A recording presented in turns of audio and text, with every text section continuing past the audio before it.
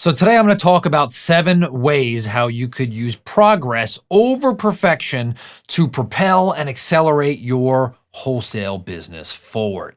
Now, before I jump in today's episode, if you have not been to our site, you got to check out nextlevelwholesaling.com. And if you've ever wanted to grow your business, you want more money, you want more freedom, you want a business that throws off cash month after month after month, then you got to take the next level wholesaling assessment. It's something that my mentor had me create for me with him, and I've created now for you.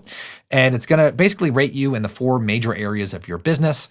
Go ahead and take it. It's totally free, takes 5 minutes, and it's really going to open your eyes because the purpose of this business is to make more money, right? In less time and have more freedom doing it. And so that's what I designed this to do. So go to nextlevelwholesaling.com, take the assessment, and let me know what your score is, or let me know on the next thing that you need to do to improve your business. So one of the things I always say is money loves speed. When you got an idea, you either have to decide if it's in your wheelhouse, it's going to keep your focus. And if it is, once it passes that filter, it's going to help me keep my focus, then you need to execute. And you need to execute like today. That does not mean that you should get distracted and try every new idea under the sun. You should not do that. But if it passes your filter and says, yes, this is in line with my core business of real estate wholesaling, then you've got to act, and you've got to act fast, in my opinion. And it's okay to plan up to a certain point. And so let me talk about one of the first things where I talk about progress, not perfection. And so when I see people doing deals and they have more of an analytical personality, they look at a property and they try to figure out what to pay for a property, right? They try to figure out all the repairs and the exact amount and what the rehabber needs to make. And I got to tell you, this is a mistake, because you want to cut to the chase, because you want to focus on being the purchasing lower than anything in the area. That is if you want a good deal. You want to do big, fat, juicy deals. And so if the answer is, Todd, what can I pay for this? Well, the answer is lower, right? Less than you think. And so if you're going back and forth, first of all, you got to work on your negotiation skills and check out the No Limit Selling System. Go to nolimitsalessystem.com. But the answer is less. And so one of our filters is, look, is anything in the area in the last 6 months or year sold for what I'm paying? And if it is, then you need to go lower, like significantly lower, because you want to do a big, fat, juicy deal with a lot of margin. So the answer, go lower. If you're agonizing over price, it means you're paying too much. I've trained dozens of acquisition specialists, and I've never met a successful acquisition specialist who spends 25 minutes analyzing a property. Okay, number 2, when you're making a hire, especially a salesperson, is you want to train the heck out of your salesperson. You want to have them watch the No Limit Selling System. You want to role play. You want to have them listen to you. You want to listen to recorded calls, but you want to get them also talking to sellers and going on appointments as fast as humanly possible. So what I love to do is have them talk to some older leads, listen to me. I have them call with me or someone on my team, kind of mentoring them, but get them on the phone, right? It's not going to be perfect. And so train and then execute, right? Train and then execute, train and then execute. Have them talk to sellers and get those reps on the telephone. Nothing works like talking to motivated sellers and then evaluating that call, okay? Go through the training, then call, then evaluate according to the training. That being said, when you're hiring salespeople, hire 3 people, 100% commission right now. Don't agonize on who to hire. Hire 3 people, put them on all old leads, dig through the CRM, see who sticks. I guarantee you right now, if you've been marketing for any length of time, you've got about $250,000 sitting in your database right now. It's the truth. So I got to tell you, out of 3, if you get 1 that sticks, you're doing great. Next thing, when you're hiring a VA, this is the easiest thing to do. If you're using a site like Upwork, hire 3 VAs. Let's say you're paying them $6 an hour. Hire 3 all the time.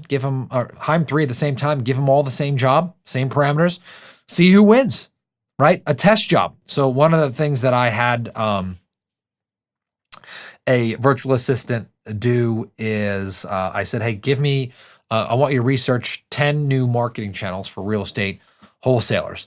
out there and put them in a spreadsheet, get back to me, and report back on it, right? And so I gave some direction, but not a ton, and I said, you got a deadline of 24 hours. And I had one totally stick out, and we hired her. And long story short, the other two were good, but not as good. And by the way, you could do anything. It could be a personal task. It could do a business task. It could, be something that you're already doing in your business. But that's the cheapest form of interviewing that you will do, is hiring multiple virtual assistants at the same time and then just ending the contract. And tell them it's a test, by the way. You don't have to hide that from them. Tell them it's part of the interview process. When you're hiring somebody, don't think that you have to have all your processes and procedures dialed in before you hire somebody. If you are an entrepreneur, you're most likely not good at this, and that's okay. So what you want to do is make a list of everything that you want to hire someone to do, right? Not how to do it, but what to do. Make a list, put it on a Google spreadsheet or an Excel document, right? Put it in a document, and then put it in the order of importance that it needs to happen in your business. And I'm talking about stuff that you shouldn't be doing, okay? And then train your virtual assistant live on those things, one at a time. Record it, and then have your virtual assistant then document the process from the video. By the way, the video might be enough. So have them handle all that front to back, and I'm telling you, your life will be so much easier. Do not try to document these processes yourself, okay? Do it live, record it, and have someone else do it. The other part about it, that even if you did do it yourself, they're going to change by the time that you're finished anyway. You're not going to come out with some big giant book with a lock on it that's coated in gold and everything's going to be perfect, okay? It's a constant, never-ending process of improvement. You got a marketing channel that you want to try, that's fine. But make sure, number one, that you're focusing on the one that you're using first. So my fastest way to grow sometimes is to prune. If you got a bunch of marketing channels and none of them are working really great, eliminate everything and just focus on one. Then finally, when you are ready to test a new one, then don't obsess, right? Go all in for 3 months. It's okay to plan for a couple of days, get some data, right? But focus on it and try it for 3 months. Go at it hard. Make sure you're following up. Don't overthink it, right? Make an offer. And if it works, keep doing it. If it don't, ditch it. I had one client one time who was working on a marketing channel for 6 months, and it was producing no fruit. And for some reason, he just wanted to stick with it. And I'm thinking 90 days is my go-to. Now, if I see momentum building and I'm about to close deal and it's a 90-day market, will we deviate from that? Sure, right? But I've got to see massive, massive momentum. If in 90 days, if it's not working, there's a problem, okay? Lastly, and this one's really, really important, is you got to pull a salary for yourself out of your business every single month and force yourself to operate on less.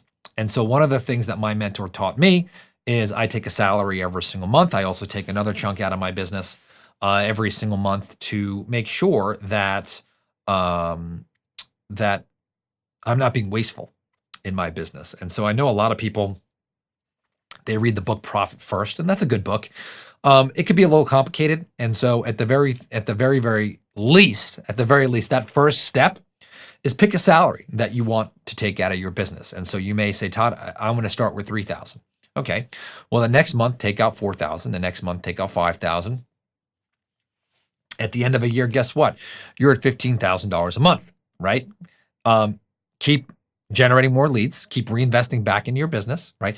Add $1,000 every single month, because at the end of 2 years, if you started at $1,000, you're going to be at $24,000 a month. That's about $300,000 a year. You can accelerate that, right? If you want, just make sure that you're watching it and do it slowly. And I got to tell you, your business will thank you for it. Okay. I'm going to review. Number one, if you're struggling on what to pay, make sure you're the lowest in the area when I'm talking about buying a property. Number two, when you're hiring an acquisition specialist, make a hire. You want to have them go through the no limit selling system. But you also want them going on appointments and calling leads. 3, if you don't know which acquisition specialist to hire, simplify it. Hire all 3 on 100% commission, put them all on some older leads, see who sticks. 4, you want to know what virtual assistant to hire. You're using a service like Upwork, hire them all. Give them one task, tell them it's part of the interview process, rate them, see who does it best. Keep the one who really shines. When it comes time to processes, and trading. You don't have to have all your processes written out. By the time that you finished them yourself, even if you did, they'd be outdated, right? Write a bullet point list of things that you want to get done, train them live, record it, have a virtual assistant, and then document the process. You want a new marketing channel? That's great. Make sure that the one that you're doing, you've mastered it. You want to try another one, go all in for 3 months. If it's working, keep it. If not, ditch it. Lastly, pull a salary out of your business every single month. This thing is supposed to feed you. Your business is supposed to operate to serve you. Okay, so pick a salary and increase it every single month. That number should go up and your net worth should go up every single month. So I hope you enjoyed today's episode. If you have not been to nextlevelwholesaling.com, take the assessment. Let me know what your score is. I'd love to hear from you, and I will talk to you on the next episode.